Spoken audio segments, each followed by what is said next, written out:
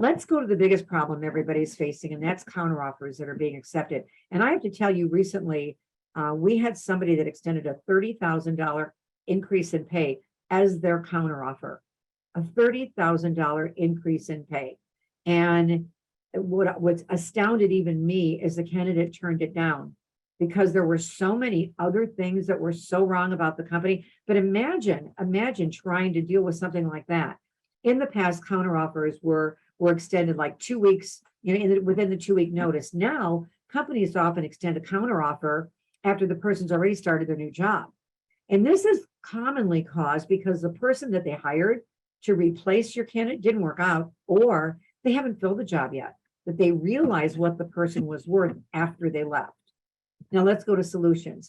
You've got to find out their real reasons for leaving a job. And again, it's give me the 5 changes you would make if you were your boss. If that's not part of your interview, that has to become part of your interview today. Again, I'm going to point out a couple of things that you've got to do if you want to work in this new marketplace. Again, this will give you the real reasons they're leaving a job. Solution number 2, cover the topic of counteroffer. You'll be amazed at how many candidates will say, I'd accept a counteroffer. So what I always say to somebody is, you know what? I want you to go back to your company right now. Don't jeopardize your loyalty.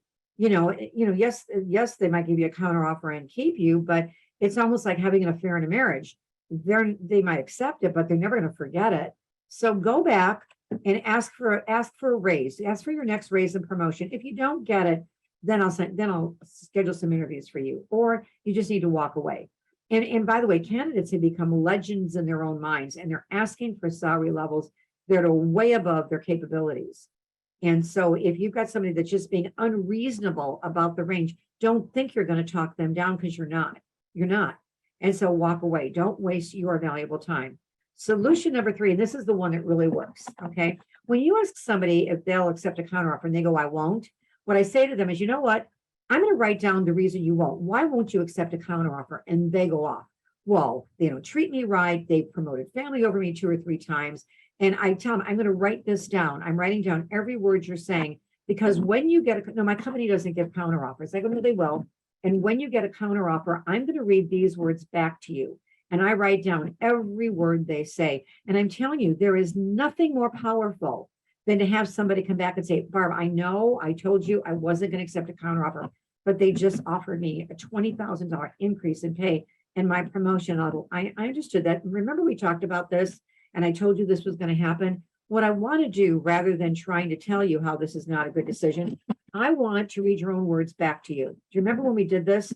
And when you read their words back to them, it brings them back to the reason that they were contemplating a change. And it's true that most people that accept a counteroffer are not there 6 months later, because all the counteroffer did was resolve more money and possibly a promotion, but it didn't resolve all the things they can't change about their current company, because they don't have that level of authority to change the things that were really making them look in the first place. So using their own words. I had someone, this was probably 4 or 5 months ago, that was averaging, 2 and 3 counteroffers a month being accepted, and they were beside themselves. And in the last 2 months, they've had none. And in almost every instance, it's been this. And this was part of the reason that the person that we got the $30,000 counteroffer, that we're, I thought at that level, the person might take it. And they said, no, they're just trying to buy me off. And I'm going to be miserable. I'm going to be making more money, but I'm going to be miserable. I'm not doing it. So use their own words. It's one of the best ways to counter cover offers.